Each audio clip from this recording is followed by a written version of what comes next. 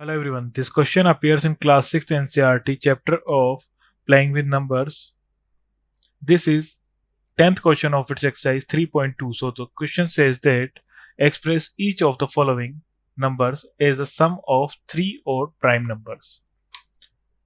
So is 21 is equal to, so हमें यहाँ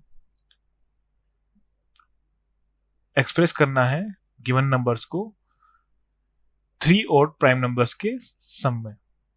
सो 21 हो जाएगा हमारा सम 3 प्लस 5 प्लस 13 नेक्स्ट बी 31.